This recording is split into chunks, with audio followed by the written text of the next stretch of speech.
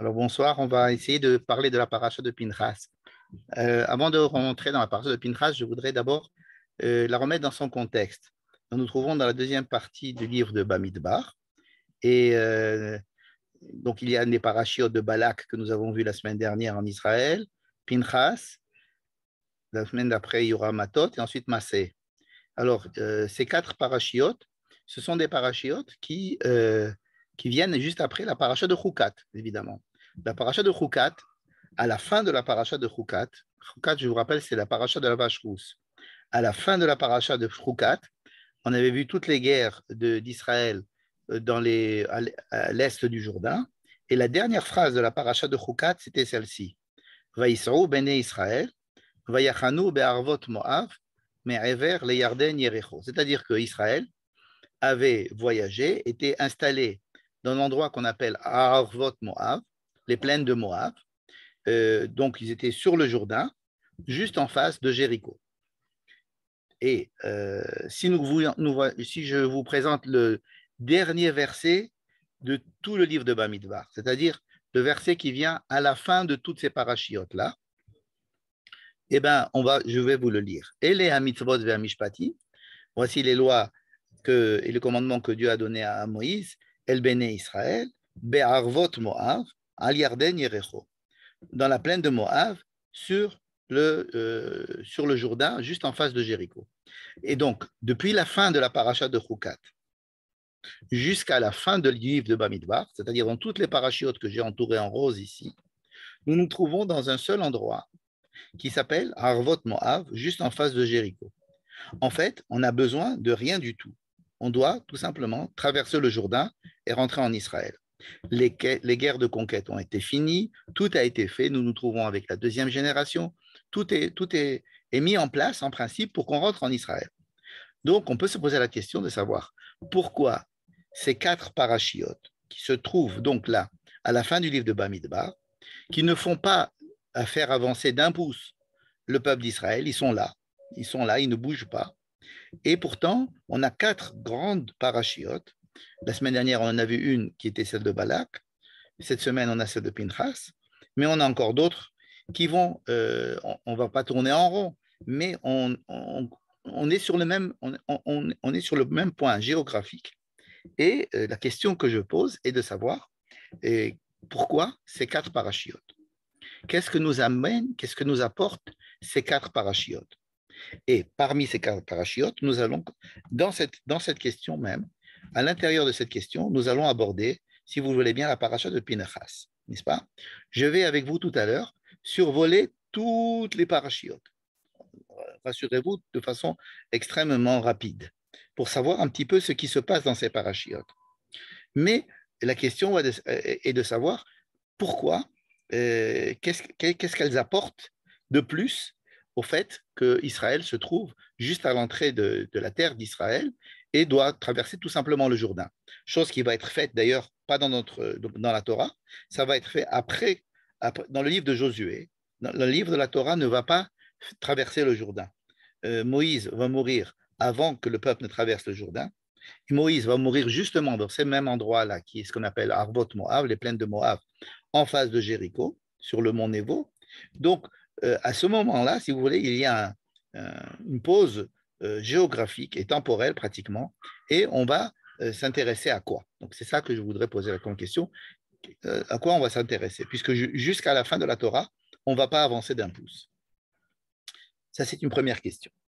Et deuxième question, je vais vous la poser comme ça. Avant de commencer à voir de quoi il s'agit dans la paracha de Pinchas, je voudrais ne pas faire comme à mon habitude, survoler la paracha et ensuite m'intéresser au sujet, mais au contraire de prendre un tout petit sujet qui se trouve au milieu de la paracha, hein, et d'essayer, à partir de lui, d'essayer de comprendre ce qui va se tramer tout autour de ce sujet. Je vais parler du sujet de la mort de Moïse. Rassurez-vous, Moïse ne meurt pas dans notre paracha. Mais Dieu lui demande, au milieu de la paracha, Vayomer Adonai el Moshe. Dieu demande à Moshe, monte sur le mont Nebo, le montagne des passages, disons, qui sera appelé plus tard le mont Nebo, regarde la terre que j'ai donné aux enfants d'Israël, tu vas voir la terre, et ensuite tu vas mourir. Venez et Safta et la Mecha. Et tu vas mourir de la même manière que Aaron est mort. Alors pourquoi il dit de la même manière que Aaron est mort? Parce que Moïse avait assisté à la mort de Moïse il y a plusieurs mois, disons sur le plan presque une année, il y a un an avant pratiquement, lorsque ils n'avaient pas encore abordé l'accès de tout l'est du Jourdain, ils étaient tout à fait au sud, au sud de la terre de Canaan, au sud de la terre d'Édom, ils étaient à un endroit qui s'appelle Hor Hahar, et là-bas, Dieu avait demandé à Moïse et à Aaron de monter sur une montagne qui s'appelait la montagne des montagnes, Hor Hahar. Et là-bas, Aaron est mort et Moïse a transféré la fonction de Aaron à son fils, au fils de Aaron qui s'appelle Elazar. Donc Moïse a vécu cet instant-là de la mort programmée de son frère et donc il lui demande, Dieu dit à Moïse, tu vas mourir de la même manière que ton frère est mort. De la même manière que ton frère est mort et aussi pour la même raison pour laquelle ton frère est mort. Je vous rappelle que Moïse et Aaron meurent à l'extérieur de la terre d'Israël, à l'extérieur de la terre de Canaan, et c'est justement ce qu'il lui dit, étant donné que vous n'avez pas su vous comporter de façon à diriger le peuple pour qu'il puisse rentrer en Israël. Et donc, on a déjà étudié ça en son temps. Et il a décidé à un moment donné que Moïse et Aaron ne rentreraient pas en Israël. Bien. Donc, il lui dit, tu vas monter, tu vas mourir.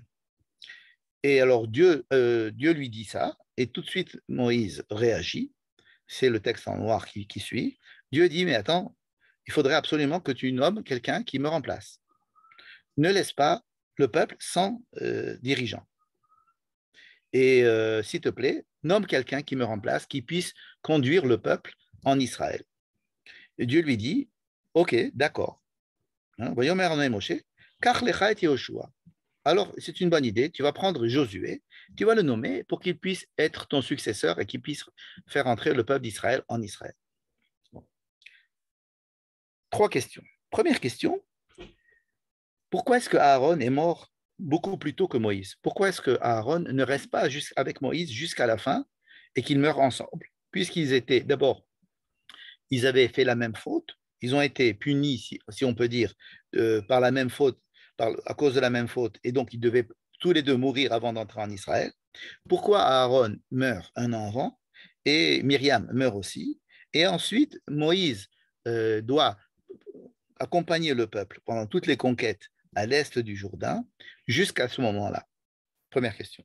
Pourquoi Aaron et Moïse ne meurent pas ensemble? Deuxième question. Pour Aaron, il y avait un successeur.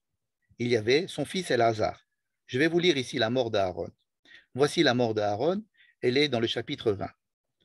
Dieu dit à Moïse et à Aaron, vous n'avez pas cru en moi. Vous avez eu un manque de foi en Dieu. Vous ne m'avez pas donné de crédit.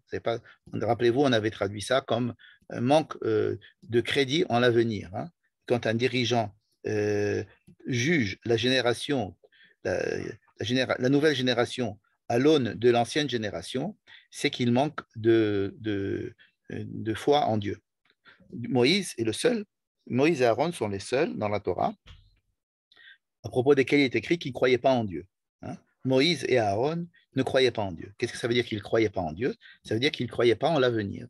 Ça veut dire qu'ils ne donnaient pas du crédit à la nouvelle génération, aux nouvelles choses, et ils les jugeaient à l'aune des générations et des paradigmes de la génération précédente. Dans ce sens, on ne croit pas en Dieu. On ne croit pas en Dieu lorsque on n'a pas foi, on ne donne pas du crédit à l'avenir, c'est-à-dire au projet divin. Le projet divin est en perpétuelle évolution, modification selon les générations.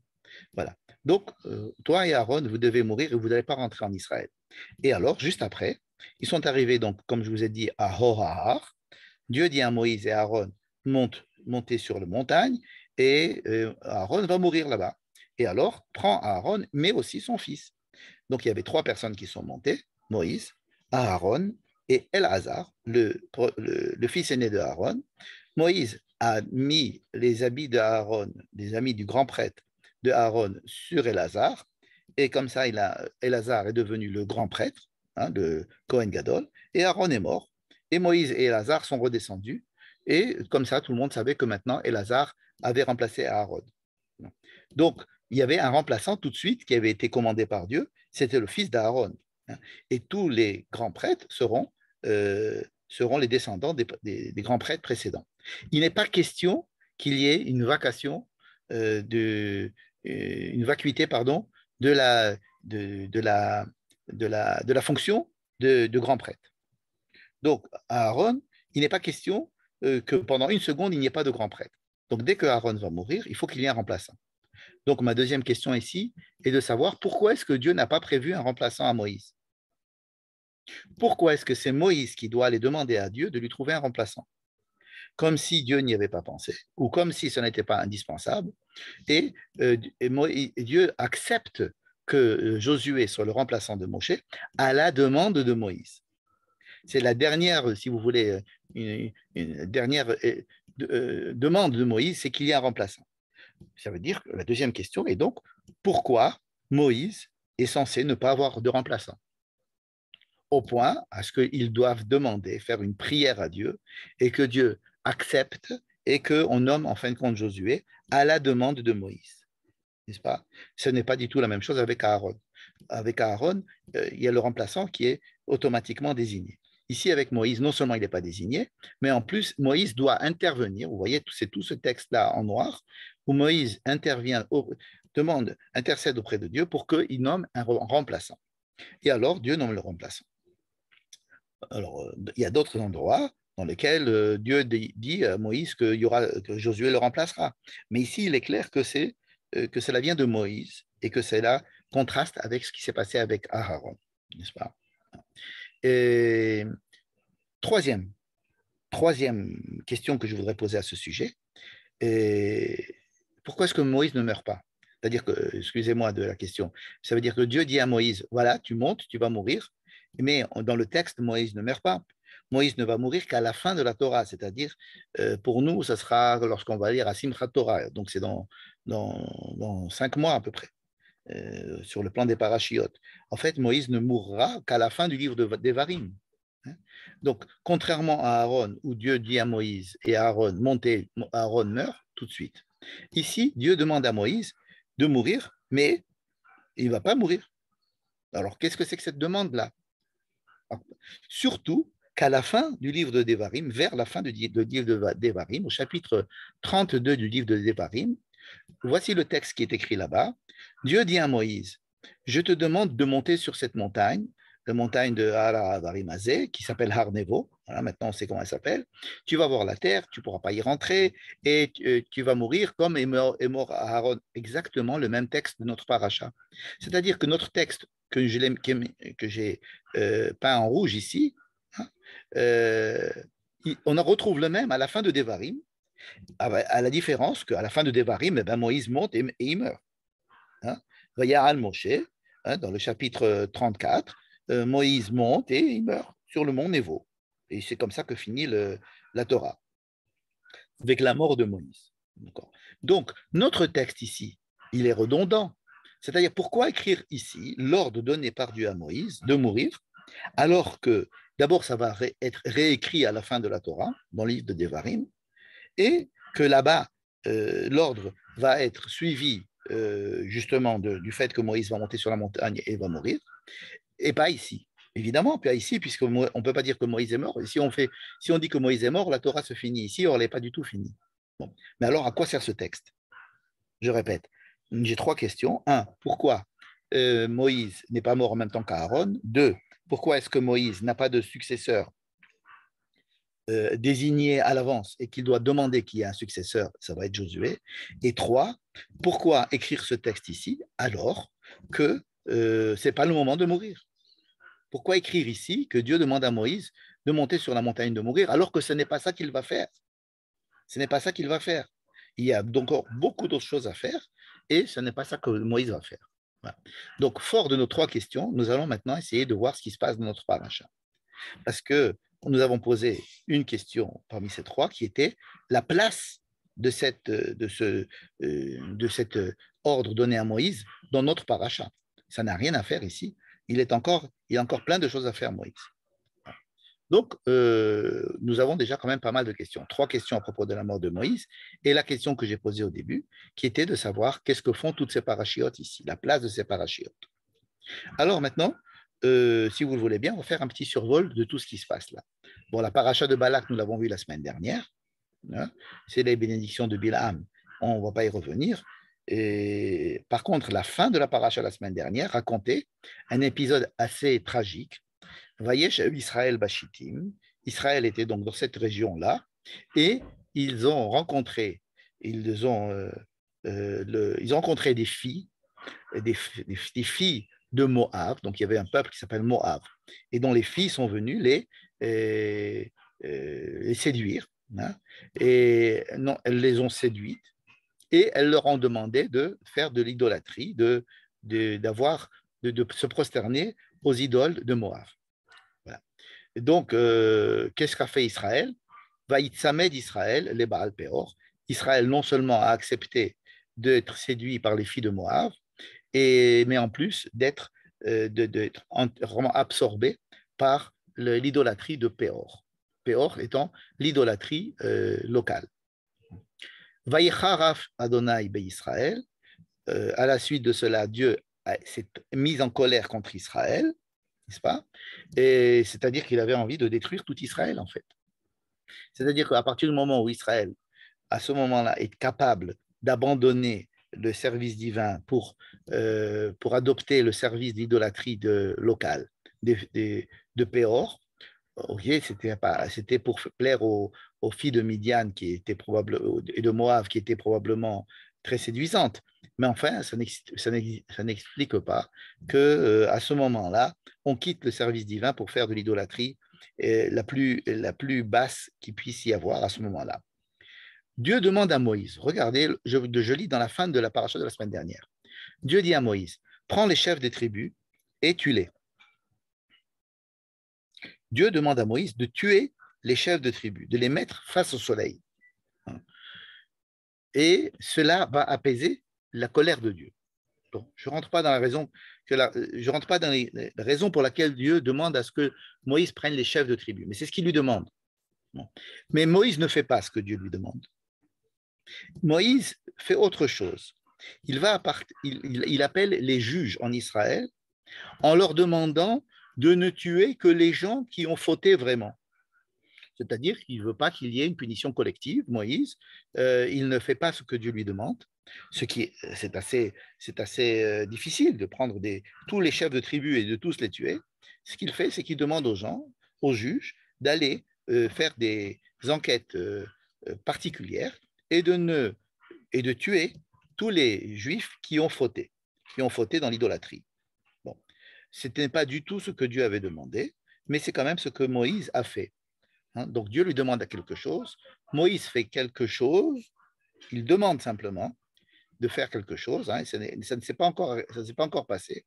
Sur ce fait, le chef de la tribu de Shimon, justement, un chef de tribu, vient et rentre et s'accouple avec une fille de Midian au milieu du camp, devant Moïse, dans une tente. Voilà. Et Moïse ne réagit pas.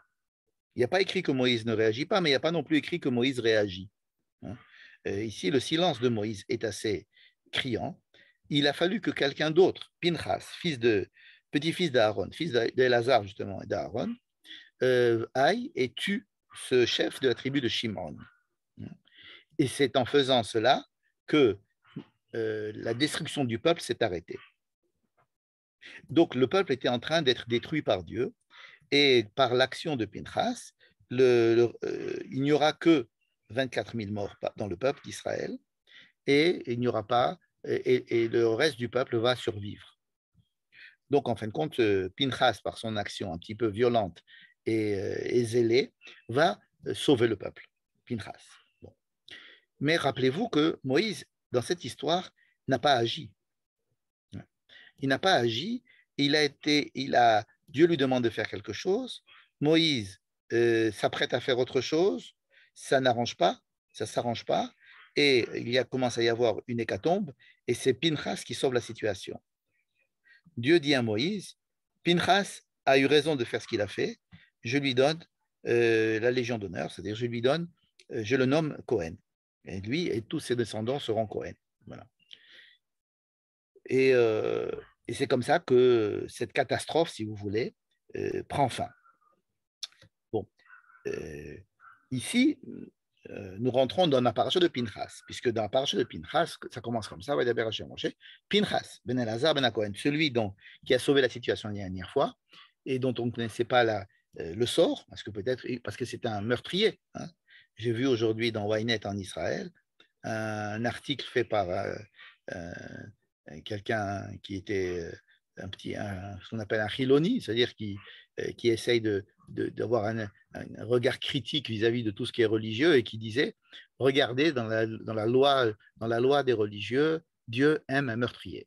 Voilà. Il n'a pas tort. Dieu non seulement aime ce meurtrier, mais il dit que ce n'est pas un meurtrier, qu'il a ainsi sauvé la vie du peuple juif. Bon. Mais c'est pour vous dire qu'il y a encore jusqu'à nos jours des juifs qui disent que Pinchas est un meurtrier, et à l'époque aussi, et les gens voulaient lapider Pinchas, n'est-ce pas? Et donc, Pinchas, Dieu intervient cette semaine en disant non, Pinchas, en fin de compte, son action a été désintéressée, il n'a pas fait ça pour un intérêt personnel, et pour cela, il a ma bénédiction, il va devenir Cohen Gadol, n'est-ce pas? Il deviendra plus tard le Cohen. Et pas Cohen Gadol, Cohen. Et Moïse, par contre, ne reçoit pas du tout de félicitations puisque Moïse n'a pas agi. Et le silence de Moïse ici est assez embêtant. Parce que je voudrais revenir sur cette scène qui est assez troublante. Le chef de la tribu de Shimon prend une fille de Midian, n'est-ce pas, et rentre avec elle dans la tente en disant à tout le monde ce qu'il allait faire avec elle. Et Moïse n'agit pas. Il faut se rappeler que Moïse lui-même avait épousé une fille de Midian, n'est-ce pas? Et épouser une fille de Midian, vous vous rappelez, c'était au début de la vie de Moïse. Moïse était allé se réfugier à Midian.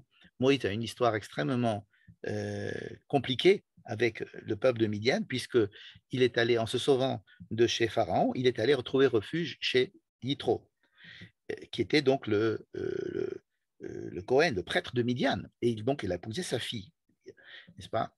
Et donc, ce chef de tribu de Shimon vient et dit, voilà, ben, toi, tu as épousé une Midianite, et ben voilà, maintenant, tu nous accuses, nous, d'aller avec les filles de Midian. Hein. Il est très intéressant de voir que les filles de Midian, que Midian réapparaît, hein, n'est-ce pas, dans la fin de la vie de Moïse, à la fin de l'histoire, que les filles de Midian redeviennent le sujet principal, alors que c'était le sujet par lequel on avait commencé le livre de l'Exode. Rappelez-vous, Moïse arrive sur le puits à Midian et il y avait les filles de Jitro, donc des filles de Midian, qui viennent et il les aide. Et donc Moïse a aidé les filles de Midian à puiser de l'eau. Et c'est comme ça que la relation entre Moïse et les filles de Midian et Jitro a permis à Moïse de grandir et de pouvoir se marier aussi avec une des filles, Tzipora, n'est-ce pas? Donc, et si vous voulez, cette histoire-là elle est sous-jacente. Et là, Moïse n'agit pas parce qu'il ne peut pas agir. Il est pris à partie dans son histoire personnelle. Et pourquoi toi, tu as pu te marier avec une fille de Midian et tu veux accuser les enfants d'Israël maintenant de prendre des filles de Midian? Moi-même, chef de la tribu de Shimon, je prends une fille de Midian, la fille du roi de Midian. Hein. C'était pas n'importe quelle Midianite, c'est la fille du roi de Midian. Et je prends cette fille et devant toi. Donc Moïse est complètement, il peut plus agir. Il est immobilisé. S'il agit, on dira de toutes les façons qu'il agit pour sauver son honneur propre. Hein.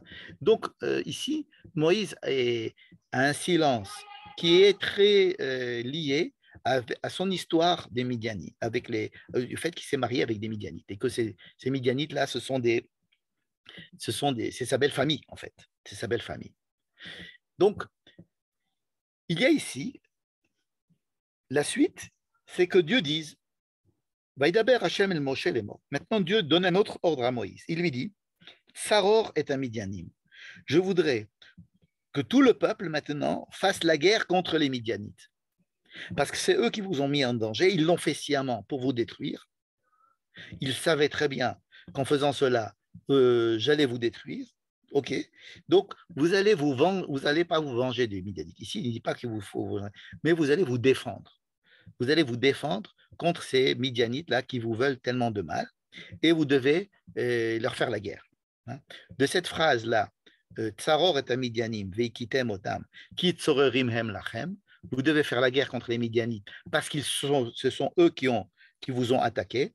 Le Talmud va apprendre que celui qui a l'intention de venir te tuer, tu dois te lever plus tôt que lui pour aller le tuer, n'est-ce pas? Donc, ce n'est pas de la défense simplement, mais aussi de la prévention. Si tu sais que quelqu'un va venir te tuer, tu dois te lever plus tôt que lui pour aller le tuer avant qu'il te tue, n'est-ce pas? Et donc, ici, on l'apprend de cette phrase-là. Donc, ici, il s'agit on pourrait dire, de la légitime défense, c'est-à-dire aller faire la guerre contre Midian, puisqu'ils ont essayé de vous détruire en vous soudoyant, n'est-ce pas? Et alors on s'arrête là. On ne nous dit pas que le peuple d'Israël est sorti en guerre. On s'arrête, le texte s'arrête. Et on passe à un autre sujet, le chapitre 26. On passe au chapitre 26. Et alors là, regardez, j'ai encadré ça parce que c'est une curiosité. Vaihi achare amagefa. Après la Magefa. Qu'est-ce que c'est que la Magefa? C'est l'hécatombe qu'il y a eu dans le peuple d'Israël lui-même. Rappelez-vous, il y a eu 24 000 morts. Après la Magefa. Et là, vous n'avez rien. Il n'y a rien. C'est le même pasouk, le même verset, mais on repart à la ligne dans le même verset. C'est un verset qui est coupé au milieu et on repart à la ligne comme si c'était un nouveau chapitre. N'est-ce pas? Il y a d'ailleurs une paracha ptucha. Et Dieu dit à Moïse et à Elazar, puisqu'il n'y a plus d'Aaron, Aaron est mort déjà, vous allez maintenant compter les enfants d'Israël. Je répète, après l'hécatombe, Dieu dit à Moïse et à Elazar, vous allez maintenant, s'il vous plaît, compter le peuple d'Israël. Il va y avoir un décompte. Un décompte, c'est-à-dire qu'on va compter chaque tribu, dans chaque tribu, les familles, à 57 familles, si je ne me trompe pas. On va donner le nom de chaque famille, le nombre de gens qui est dans chaque tribu. Bref, on va faire un recensement du peuple d'Israël. Ça va nous prendre une très grande partie de la paracha. Mais je reviens à ce passouk qui est coupé au milieu. Qu'est-ce que ça veut dire qu'un passouk soit coupé au milieu et qu'on reparte à la ligne et qu'on ne commence pas un nouveau verset, mais c'est le même verset qui continue. Même au niveau des Théamim, on ne chante pas comme si c'était la fin du verset, mais simplement comme si c'était un petit arrêt. En fait, ce qui s'est passé ici, c'est que cet arrêt, c'est un arrêt de grande peur, de grande attente. Un arrêt où on se dit, qu'est-ce qui va se passer? Effectivement, il y a eu 24 000 morts, on vient de le dire. Et alors? D'abord, qui sont ces morts? Quels sont ces 24 000 morts? On ne nous donne pas la liste des 24 000 morts. On nous dit simplement que le chef de la tribu de Shimon, celui qui a été tué par Pinchas, a été celui qui a mené, si vous voulez, tout ce processus, n'est-ce pas? C'est lui qui a eu le courage ou l'effronterie de venir devant tout le monde et d'amener la fille du roi de Midian devant tout le monde, et Pinchas l'a tué. Lorsque l'on va voir ce décompte, on ne va pas rentrer dans les détails du décompte, il est très très long. Mais dans ce décompte, on remarque que la tribu de Shimron est passée de 50, il me semble 59 300, si mes souvenirs sont bons, dans le précédent recensement. Dans ce recensement-là, ils devront être plus que 22 000. C'était la troisième tribu en termes en population. Quand est-ce qu'il y a eu le précédent recensement? C'était au début du livre de Bamidbar, lorsque le peuple d'Israël a quitté le mont Sinaï, il y a déjà 39 ans. Ils ont quitté le mont Sinaï, ils étaient censés revenir en Israël. Donc il a fallu les compter, on les a comptés. Ils étaient 603 000, quelque chose comme ça. Et la tribu de Shimon là-bas, c'était pratiquement 60 000 personnes. Là, dans ce décompte, chaque tribu a changé un petit peu plus, un petit peu moins. Mais la tribu de Shimon a perdu énormément de gens. Elle est passée à 22 000. Donc, de là à se dire que les 24 000 qui sont morts, ce sont des gens de la tribu de Shimon, il n'y a qu'un pas. Notamment parce que lorsque, à la fin du livre de Devarim, lorsque Moïse va bénir chaque tribu, il va bénir chaque tribu sauf une, la tribu de Shimon. La tribu de Shimon, il va faire comme si elle n'existait pas. Il ne va pas la compter. Et là-bas, les commentateurs disent que c'est parce qu'il était très en colère contre eux à cause de ce qu'ils ont fait, avec cette histoire des Bignadites. Donc, c'est en fait la tribu de Shimon qui a été le fer de lance de toute cette histoire avec les filles de Midian. Et c'est eux qui ont perdu le plus de leurs membres à la suite de cette hécatombe de 24 000 morts. N'est-ce pas?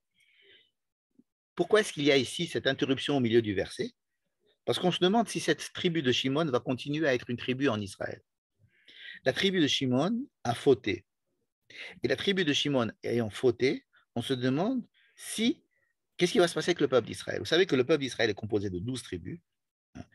Le problème, c'est que s'il manque une tribu, ce n'est pas le peuple d'Israël.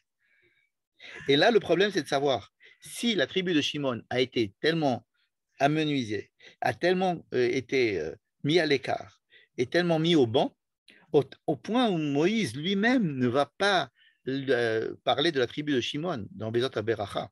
Même sur le plan géographique, sur le plan historique, la tribu de Shimon va être englobée à l'intérieur de la tribu de Juda, n'est-ce pas?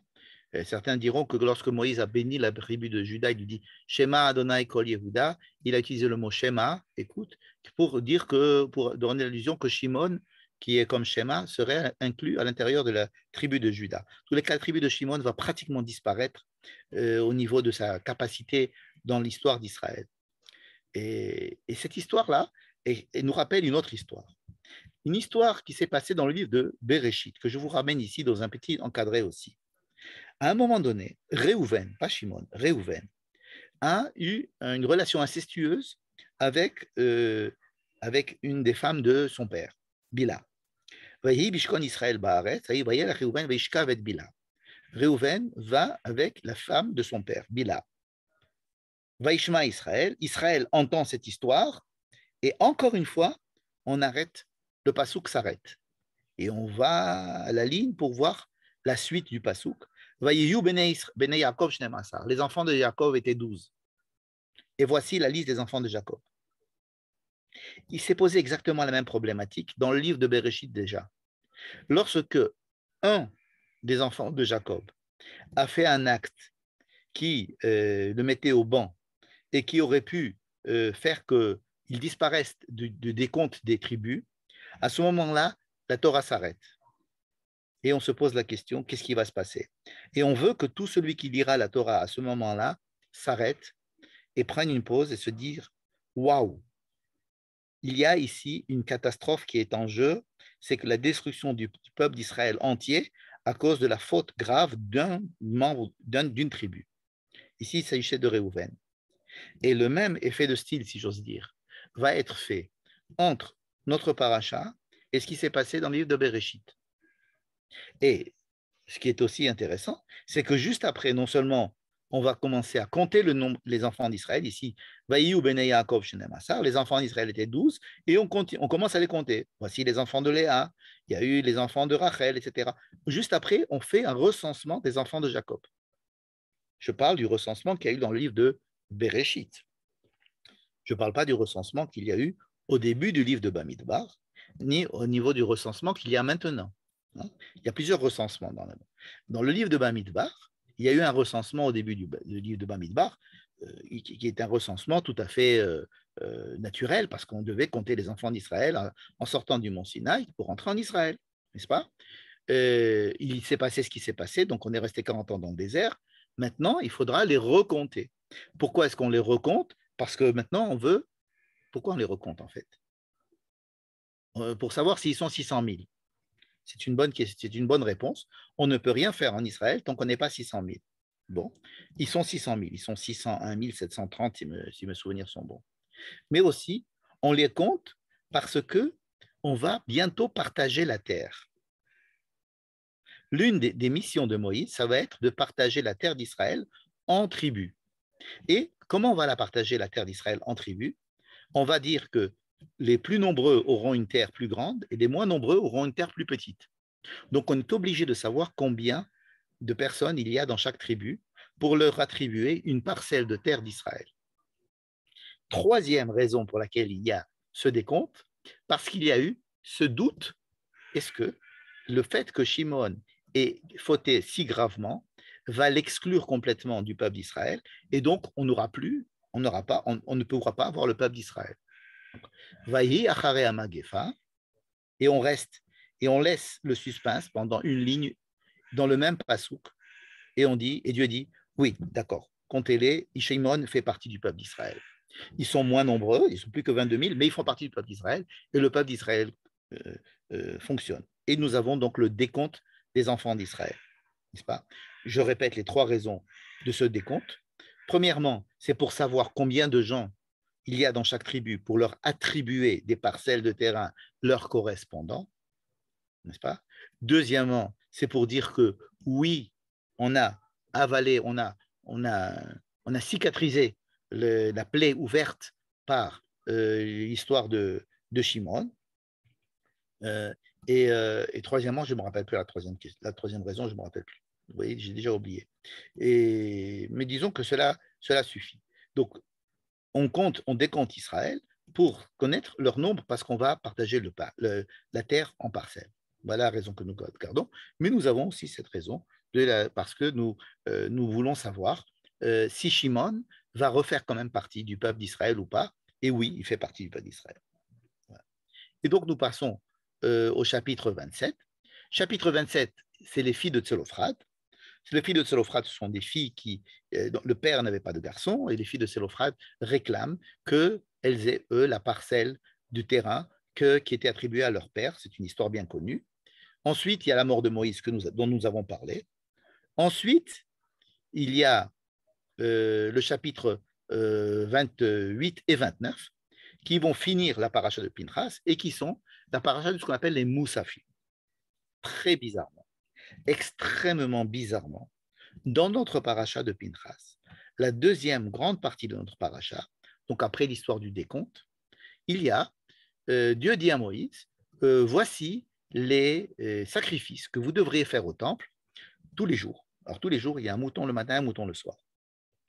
Shabbat, un mouton le matin, un mouton le soir, parce que Shabbat c'est un jour normal, mais en plus, il faut avoir 2 moutons le matin en plus. Bon. Rosh Chodesh, il faudra amener ça et ça et ça et ça et ça en plus. Pessah, le premier jour, vous devez amener ça. Le deuxième jour, etc. Shavuot, vous devez amener ces sacrifices. Rosh Hashanah, vous devez amener ces sacrifices. On a les sacrifices supplémentaires de chaque jour de l'année et des fêtes. C'est ce qu'on appelle les Moussafim. Pourquoi Moussafim? Parce qu'on parle des sacrifices supplémentaires. À Pessah, nous n'apportons pas simplement un mouton le matin, un mouton le soir, mais nous apportons aussi des sacrifices supplémentaires, n'est-ce pas? Et tous ces sacrifices sont détaillés en 2 énormes chapitres, le chapitre 28 et le chapitre 29. Bon. Ensuite, je vous avais promis de survoler un petit peu le reste pour pouvoir répondre à nos questions. La paracha de Matot, la paracha de la semaine prochaine, va parler des vœux. Si quelqu'un fait un vœu, il faut absolument qu'il accomplisse ce vœu. Bon. Si quelqu'un fait un vœu, ce vœu devient comme une mitzvah de la Torah. Hein? Ensuite, il y a le chapitre 31 qui est le chapitre que nous attendions depuis tout à l'heure. Dieu dit à Moïse, eh ben, tu vas aller venger le peuple d'Israël avec les Midianites. Vous vous rappelez? Il avait déjà dit, tu vas faire la guerre aux Midianites. Mais cette fois-ci, tu vas venger le peuple. Il s'agit de la même guerre. Il s'agit de la même guerre. Mais cette fois-ci, on ne parle pas de la guerre de défense, on parle d'une guerre de vengeance. Ça veut dire que la guerre de défense qu'il y avait tout à l'heure, on avait parlé d'une guerre de défense lorsque le peuple, avant qu'il soit compté, avant qu'il soit décompté, avant le recensement, on avait dit, Tsaror est un Midianite. Tu vas aller punir les bien te défendre, faire la guerre contre les Midianites, en tant que peuple qui t'a attaqué. Mais là, il s'agit d'une guerre de vengeance. C'est quoi une guerre de vengeance? C'est-à-dire qu'une guerre d'un peuple qui est conscient de son honneur et de sa responsabilité dans l'histoire et de se dire que on a bafoué, on n'a pas voulu simplement nous faire la guerre, mais on a voulu bafouer le nom même d'Israël. Hein, et il va y avoir même un moment donné où Dieu va parler de cette guerre comme Nikmat Hashem, la guerre qui va être pour sauver l'honneur de Dieu. Vous allez me dire, c'est la même guerre. Pourquoi parler de cette guerre qui n'a pas encore eu lieu? Elle va avoir lieu maintenant dans ce chapitre. Mais il y a deux ordres. Un ordre avant le recensement et un deuxième ordre après le recensement. N'est-ce pas? Avant le recensement, le peuple est encore un peuple qui n'a pas encore sa structure. Il est encore un peuple, c'est un ensemble de personnes qui ont été attaquées de façon personnelle. Chaque femme est allée soudoyer un homme. Et cet homme est allé avec la femme, et cette femme l'a mené à faire de l'idolâtrie, ce qui a amené tout le peuple à être ensuite, se retrouver comme un peuple d'idolâtres, surtout la tribu de Shimon, comme vous l'avez compris. N'est-ce pas? Et donc, maintenant, après que la Torah nous parle de recensement, il y a comme, si vous voulez, une construction de ce peuple qui a maintenant, qui est construit avec des familles, avec une relation de chaque individu par rapport à son groupe, sa famille, à son groupe, sa tribu, et il rentre à l'intérieur du peuple d'Israël comme une personne importante, puisque la composition du peuple maintenant va être déterminante pour la partition de la terre, etc. Après cette chose, après ce recensement, et après avoir parlé du peuple d'Israël, comme la Torah en a parlé, on va parler différemment maintenant de cette guerre, en parlant maintenant d'une guerre qui va sauver l'honneur d'Israël, qui va être une guerre pour l'honneur du nom d'Israël, une guerre pour l'honneur du nom de Dieu. En tête, Nikmat Hashem Bemidian, n'est-ce pas? Cet ordre est donné à Moïse. Et Moïse a l'obligation de faire cette guerre. C'est très intéressant. Moïse, qui était, euh, qui était, euh, qui était paralysé hein, quand il a fallu réagir vis-à-vis de Midian, Dieu va lui demander à lui, maintenant, de mener la guerre contre Midian. Il va lui dire, tu ne peux mourir qu'après avoir fait la guerre de Midian. Et là, ça commence à nous donner des petites informations concernant tout ce qu'on a demandé, toutes les questions qu'on a posées tout à l'heure. À savoir que Moïse, Dieu a laissé Moïse vivant, si j'ose dire.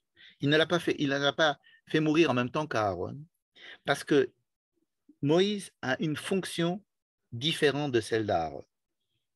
Aaron a une fonction bien établie à l'intérieur du peuple d'Israël. C'est-à-dire qu'il a il a son teken, comme on dirait en Israël. C'est-à-dire qu'il a son job. Aaron a son job, il a son remplaçant, et on sait que le peuple d'Israël ne peut pas fonctionner sans ce prêtre et ce grand prêtre, etc.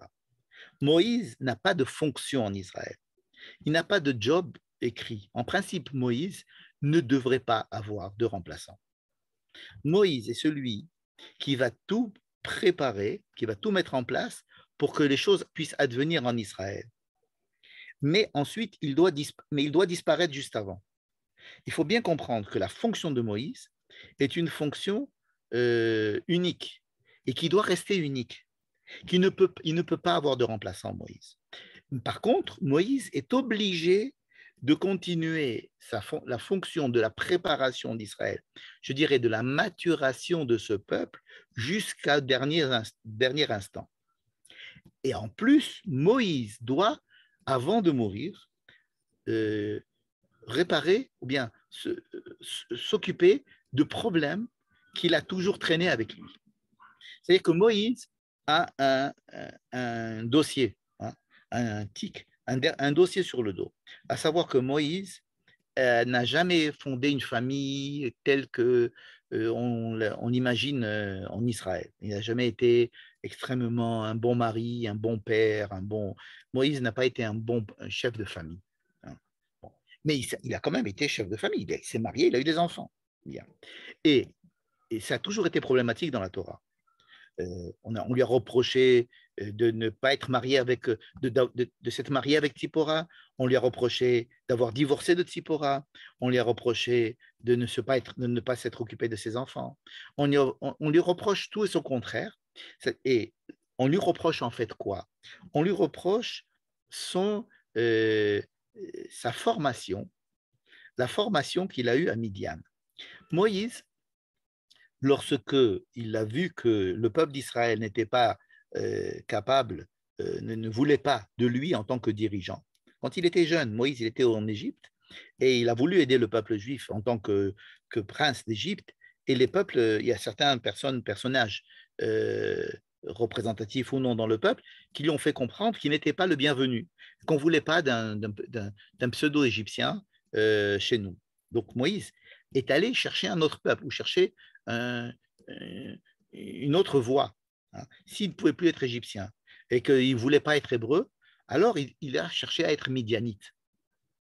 Rappelez-vous que Midian, c'est un descendant, c'est le fils d'Abraham.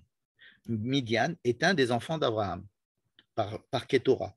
Abraham a eu Ishmaël, il a eu Isaac, mais ensuite il s'est marié avec une femme qui s'appelle Ketora et il a eu d'autres enfants.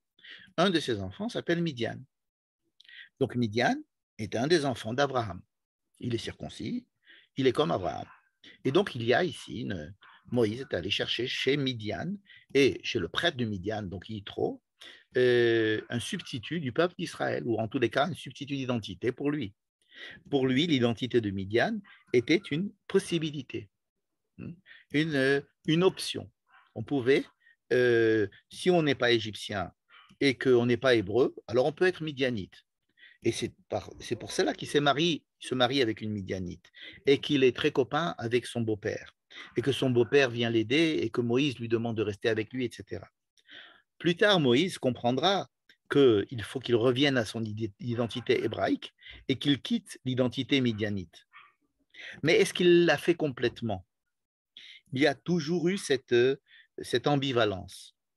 Ici, on voit que chez les Midianites, il y a une volonté, il y a quelque chose qui s'apparente au peuple juif chez les Midianites. Ce sont des cousins extrêmement liés et avec beaucoup d'amour et de haine. Hein. Il y a une volonté de mélanger. Hein, parce que qu'est-ce qu'ils ont fait les Midianites en envoyant leurs filles pour qu'elles fassent de l'idolâtrie? Ils ne les ont pas envoyés en fait les hommes pour les tuer. Ils ont envie qu'il y ait une assimilation. Il voulait faire un seul peuple avec le peuple d'Israël, n'est-ce pas? Il voulait détruire le peuple d'Israël par assimilation. Assimilation en créant des couples entre les hommes et les femmes, et puis ensuite les femmes et les hommes, et avoir le même Dieu. À partir du moment où on a le même Dieu, on forme un seul peuple.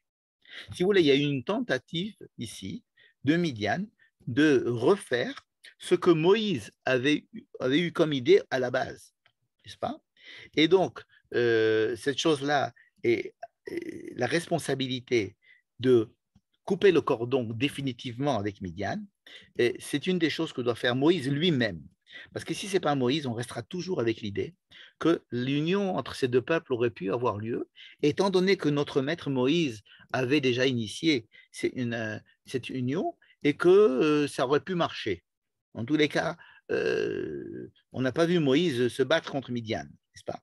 Donc Dieu demande à Moïse qu'il soit clair pour Moïse, mais aussi surtout pour le peuple, hein, pas seulement pour Moïse, c'est pour le peuple, qu'il soit clair que ce soit Moïse qui prenne le scalpel et qui fasse une séparation définitive entre Midian et le peuple juif, n'est-ce pas? Ce peuple le plus proche du peuple juif, qui est le peuple de Midian, doit effectivement se couper. Alors ça va être pas une coupure, on va quand même prendre des enfants de Midian, on va adopter les enfants de Midian. Les enfants de Midian qui n'ont pas eu de relations sexuelles, c'est-à-dire qui étaient encore enfants, on va les adopter. On va les rentrer à l'intérieur du peuple d'Israël. Donc oui, il y a quelque chose chez Midian qui est, comme on dit dans la Kabbalah, des nitzotzot, c'est-à-dire il y a des choses qu'il faut accepter. Mais une fois que c'est quelqu'un de Midian qui a eu des relations, qui s'est formé en tant que Midianite qui a fait un couple à l'intérieur de Midian, ça, on doit se couper de lui. Et alors, tout le chapitre 31 de la paracha de Matot, ça va être la guerre de Midian. Il n'y a pas une guerre qui va être autant détaillée dans la Torah. On va détailler tout, le butin, comment est-ce qu'on a cachérisé la vaisselle, enfin bref, tous les détails à propos de cette guerre de Midian. Ensuite, le chapitre 32, ça va être des histoires de partition de la terre. Il y a des tribus qui vont se dire, tiens, on va habiter dans l'est du Jourdain. La paracha de Massé, ça va être la liste de toutes les étapes des pérégrinations d'Israël depuis la sortie d'Égypte jusqu'à maintenant. Ensuite, il va y avoir l'ordre de partager la terre, comme on a dit tout à l'heure, celui qui a le plus grand nombre va avoir une plus grande part de terrain. Ensuite, le chapitre 34, c'est la description des frontières d'Israël. Et ensuite, il va y avoir la nomination des chefs de guerre, parce que pour entrer en Israël, il va falloir faire la guerre. Et ensuite, il va y avoir, on va dire que les Lévi'im ont certaines villes, hein, et que parmi les villes des Lévi'im, il va y avoir aussi des Haré Miklat, ces fameuses villes de refuge. Tout ça, ça va être dans la dernière partie de la paracha de Massé. Et à la fin, on va revenir sur les filles de Sélophrad, parce que les filles de Sélophrad ont obtenu ce qu'elles ont obtenu, mais ça a causé d'autres problèmes qui vont être résolus à la fin de la paracha de Massé. Bref, j'ai fait ce survol pour qu'on arrive à ce tableau, pour ce résumé-là. Voilà nos parachiotes ici, résumés dans ce tableau. Vous avez la paracha de Pinchas, je vous rappelle, il faut faire la guerre contre Midian, mais on ne l'a pas faite. Ensuite, il faut compter Israël. On compte Israël. Il y a eu l'histoire des filles de Tselophrad que l'on peut faire rentrer à l'intérieur du fait de compter Israël, parce que, en fait, c'est de comment est-ce qu'on compte le peuple d'Israël, est-ce que les filles font partie, peuvent avoir une parcelle du père, etc. Donc, j'ai mis tout ça dans un carré bleu. Ensuite, nous avons cette fameuse question de la mort de Moïse, alors que Moïse ne meurt pas. Ensuite, il y a ce petit carré qui est Memoussafim, c'est tous les sacrifices, et les Nédarim, la loi des vœux.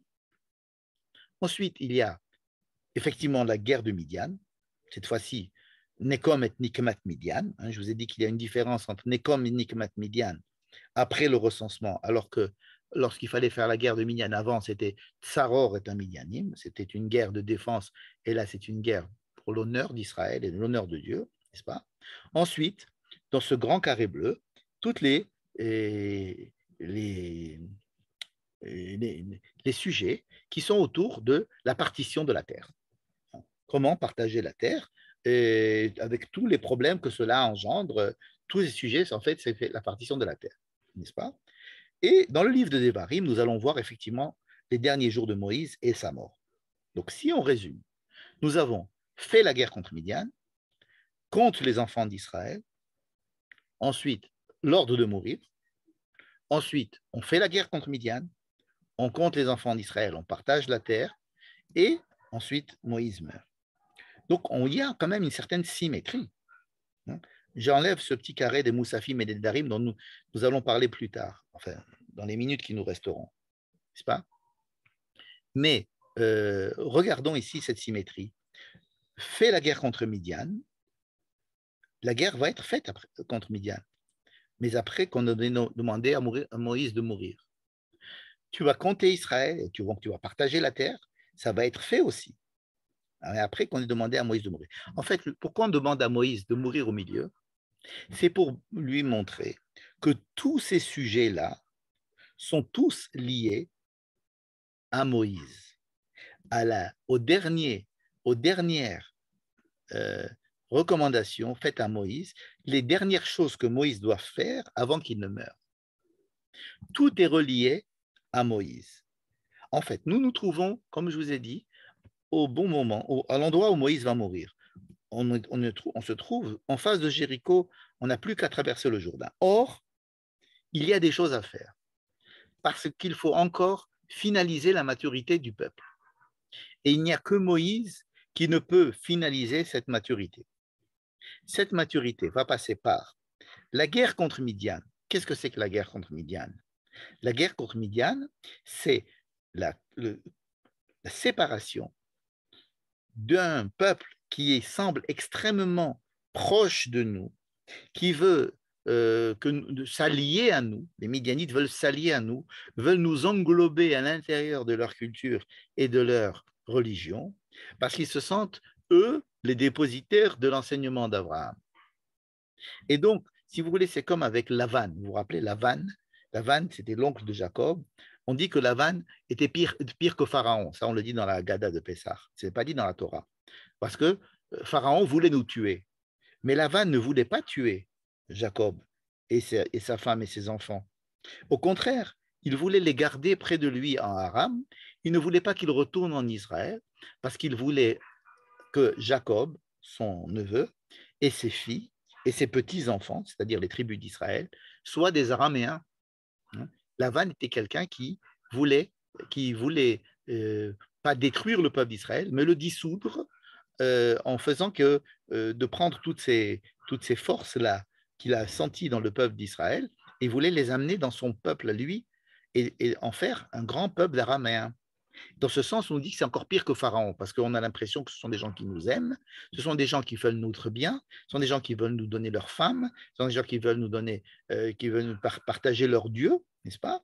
Rappelez-vous les dieux de Lavan qui ont été pris par Rachel, c'est-à-dire que ce sont des gens dont il est encore plus difficile de se séparer, étant donné qu'ils ne veulent pas nous tuer. Ils sont là et ils veulent nous assimiler et assimiler la culture d'Israël, qu'on devienne en fait, les Midianites voulaient qu'on devienne des Midianites tout simplement, n'est-ce pas? Et en ce sens, les Midianites, la séparation avec un peuple comme ça est encore beaucoup plus délicate, beaucoup plus compliquée que de faire la guerre contre Sichon, contre Og, contre Ammon, contre Moab, contre Édom, contre les Cananéens, contre Amalek. Tous ces peuples-là veulent nous détruire, on fait la guerre, on est. Mais Midian, il y a quelque chose de beaucoup plus insidieux chez Midian. Donc, c'est une étape ultime de ça. Si on arrive à être suffisamment mûr pour sentir le danger qu'il y a dans l'assimilation avec Midian, surtout si elle est faite par notre meilleur Midianite. Notre meilleur Midianite, c'est le monsieur qui s'est marié avec la Midianite. La première dame d'Israël, si j'ose dire, c'est une Midianite. Hein.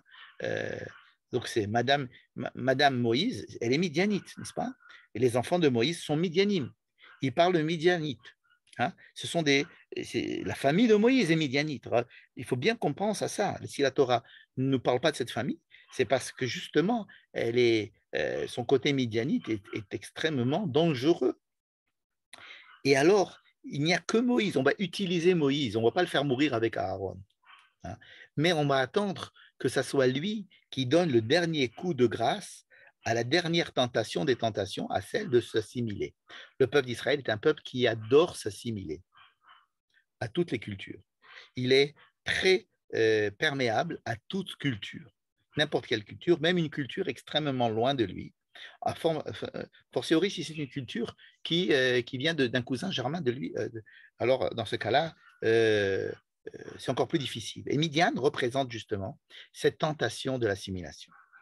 Et Moïse doit se surpasser comme dernière chose que Dieu lui demande, que ce soit lui qui donne ce coup de scalpel, si j'ose dire, qui coupe le cordon avec Midian. Donc ça, c'est l'ultime mission. La deuxième mission, qui est beaucoup plus triviale, c'est celle de constituer le peuple en tant que famille et en tant que tribu pour pouvoir partager la terre d'Israël, rentrer en Israël et être un peuple souverain en Israël. Et tout doit être fait par Moïse. Pourquoi? Parce que Moïse ne peut pas avoir de successeur. Tout doit être absolument fait par Moïse. Mais Moïse demande quand même qu'il y ait un successeur. Donc Josué, si vous voulez, il est là c'est une demande personnelle de Moïse, que ce soit son successeur, parce que Moïse, il faut qu'il y ait quand même une représentation de ce que Moïse était un petit peu en entrant en Israël. En principe, celui qui aurait dû prendre la succession de Moïse, ce n'est pas Josué, c'est Caleb ben Yefoudah, le seul qui a pris les reines de la résistance contre l'antisionisme, rappelez-vous, n'est-ce pas? Caleb Ben Yefouné est de la tribu de Juda, c'est lui qui doit être le successeur, celui qui doit être le roi d'Israël, n'est-ce pas? Effectivement, c'est Juda qui va prendre la royauté. Mais avant qu'on puisse arriver à cette transition jusqu'à la royauté de Caleb, Caleb ne va pas être roi, hein, mais Juda, oui. C'est-à-dire David va venir de Juda, et donc ça va être Juda, la tribu de Juda, qui va prendre le pouvoir politique en Israël. En attendant, il fallait qu'il y ait une transition entre, entre Moïse et justement ce royaume de Juda, hein, le Messie fils de Juda, comme on dit, n'est-ce pas? Et alors, ça va être un Messie fils de Joseph, qui donc va être Yoshua, Josué, va être celui qui vient de Joseph, celui qui est apparenté, qui pourrait être l'élève de Moïse, et qui va donc, si vous voulez, continuer un petit peu l'esprit de Moïse et qui va transmettre les lois de Moïse, qui va l'alliance de Moïse, jusqu'à ce que le peuple soit capable d'avoir un dirigeant de la tribu de Juda en Israël. Donc, la partition du peuple et tous les problèmes liés à la partition du peuple vont être dirigés par Moïse et ils ne peuvent être dirigés que par Moïse. Donc, pourquoi est-ce qu'on met ici la mort de Moïse? Je réponds aux trois questions que j'avais posées. Pourquoi est-ce que Moïse ne meurt pas avec Aaron? On l'a compris. Parce que Aaron n'a plus rien à faire. Il a un remplaçant et de toute façon, ce remplaçant va prendre sa fonction. Tandis que Moïse, il est irremplaçable pour mener Israël à sa maturité pour rentrer en Israël. Deuxièmement, Moïse ne va pas avoir de remplaçant. Il va demander à ce qu'il y ait un remplaçant et ça va être accepté. Parce que la fonction de Moïse ne peut pas être perpétuée. Moïse est un apax. C'est une seule fois Moïse. Il n'y a pas d'autre Moïse. On va essayer de trouver des remplaçants, mais ça ne sera jamais Moïse, n'est-ce pas? Mais ce n'est pas à cause de sa grandeur ni à cause de sa qualité supérieure. C'est à cause de sa fonction qui était une fonction unique et qui ne doit pas être remplacée par personne. Et donc Josué, c'est un compromis parce que Moïse l'a demandé. Donc, c'est pour ça non, la troisième question que j'ai posée, c'est pourquoi on nous parle de la mort de Moïse ici alors qu'il ne va mourir que dans le livre de Devarim. Il va mourir ici. C'est pour nous expliquer que tous ces sujets-là autour, ce sont des sujets qui sont là parce qu'ils sont liés à Moïse. Et que ce n'est que parce que Moïse doit mourir que toutes ces choses-là doivent être faites dans ces parachiotes.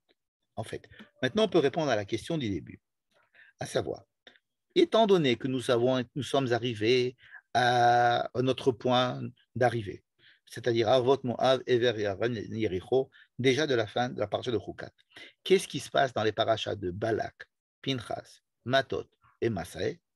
Il se passe la finalisation de la maturation du peuple d'Israël qui ne peut être faite que par Moïse. Et c'est pour ça que c'est à cet endroit-là que tout va se passer et que c'est là-bas que Moïse va mourir. Et c'est pour ça que j'ai choisi ce sujet de la mort de Moïse au milieu de ces parachiotes, alors que Moïse ne meurt pas. Tzivouy almot Moshe. Mais Moshe ne meurt pas. Et ça va être repris à la fin de la Torah, lorsque Moïse va effectivement mourir. Mais pourquoi on nous en parle déjà ici? C'est pour nous expliquer que c'est lui qui est le maître d'œuvre de tous ces sujets. En fait, il n'y a pas beaucoup de sujets, il n'y a que deux sujets. Guerre contre Midian et préparation du peuple à rentrer en Israël, décompter et donner à chacun sa partition. Il n'y a que lui qui pouvait faire ce travail-là. Et c'est pour ça qu'on fait dépendre tout ce travail-là à Moïse. Donc, il y a, si vous voulez, on met l'épée de Damoclès sur Moïse. En fait, on la met sur notre tête à nous pour nous faire comprendre que tout cela dépend de Moïse et que tout va dépendre de Moïse. Et c'est étant donné qu'il va mourir ici et que c'est l'endroit où il va mourir qu'il est obligé de finaliser tous ces sujets-là. Alors, vous allez maintenant me dire, c'est très, très sympathique tout ça, mais qu'est-ce qu'il en est des Moussafim et des Nedarim, ce petit carré que j'ai intelligemment omis de vous expliquer dans tout ce schéma. Les Moussafim et les Nedarim au milieu, à savoir la description de tous les sacrifices des Moussafim et des Nedarim. Eh bien, si je l'ai fait, c'est parce que je n'ai jusqu'à présent pas trouvé de réponse satisfaisante à la situation de ces deux Moussafim et Nedarim. Pourtant, je vais vous ramener les explications qui me semblent les plus pertinentes et celles que je vous propose aussi. Mais encore une fois, j'espère trouver des explications plus justes que celles que je vais vous amener maintenant. La question est plus grande que la réponse que je vais vous amener. Que font les Moussafim et les Nédarim, à savoir les lois concernant les sacrifices à amener chaque jour de fête et chaque Shabbat, et pourquoi les vœux?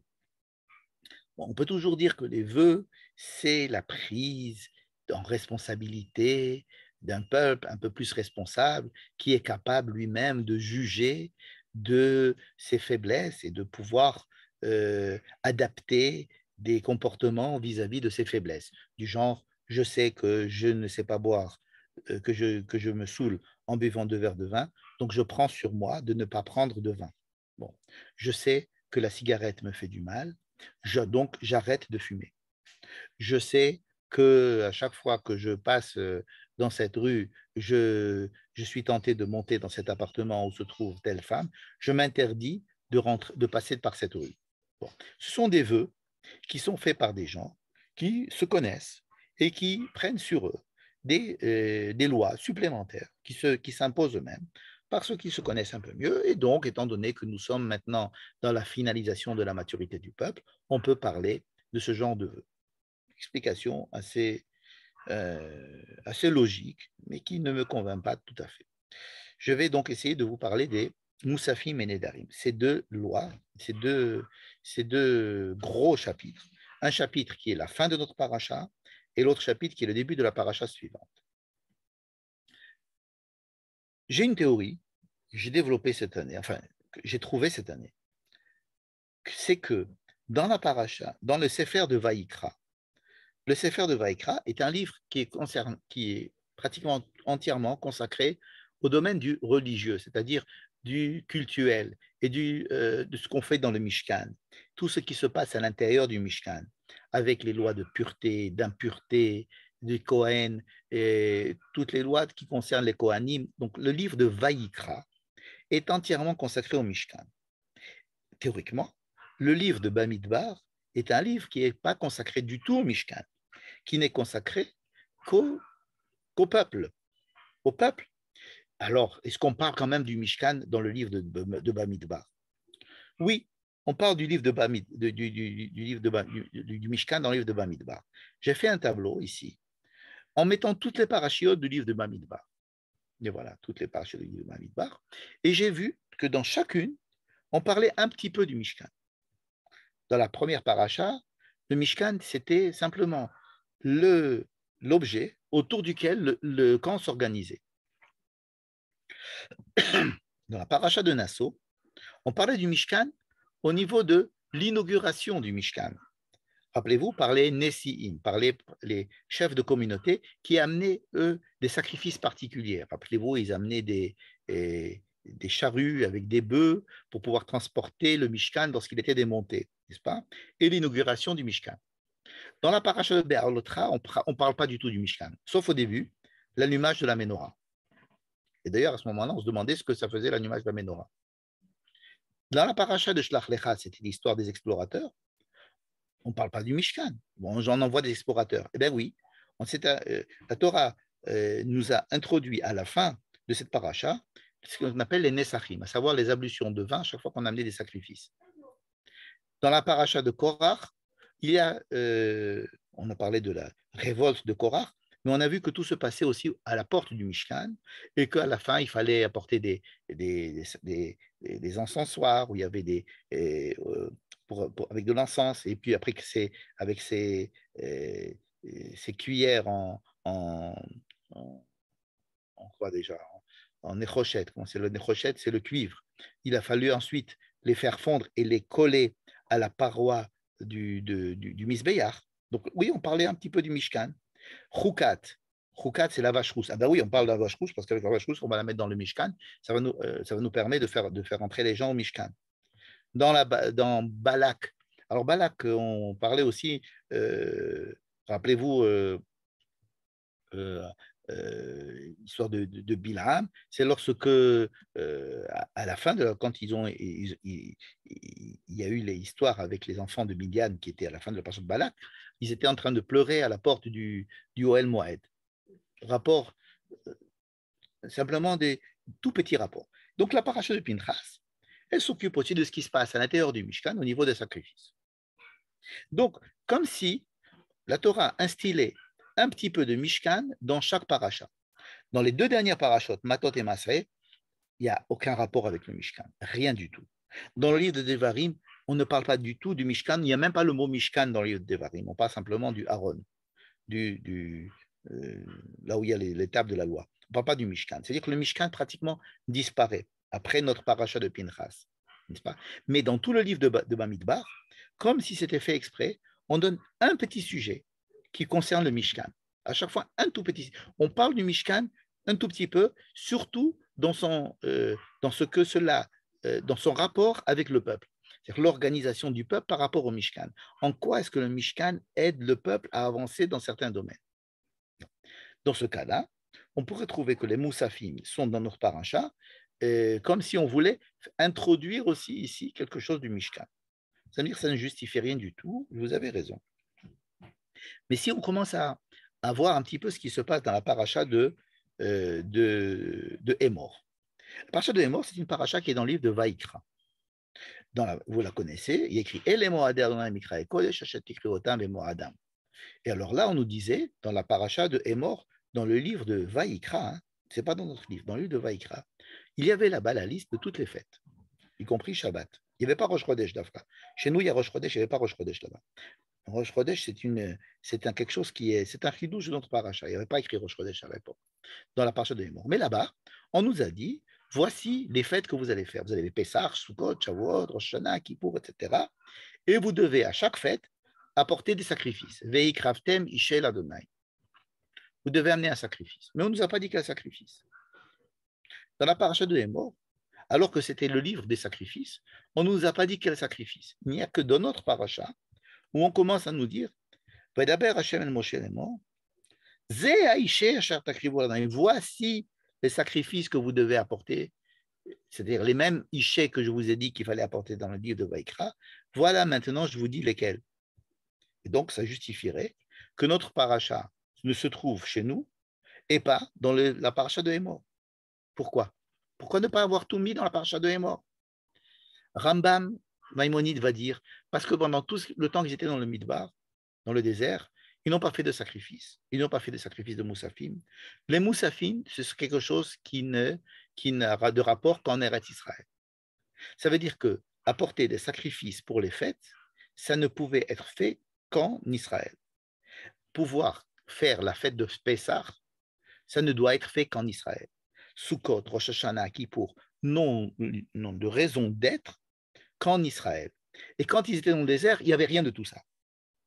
Pas parce qu'ils n'avaient pas les moyens de le faire, ils avaient de tout.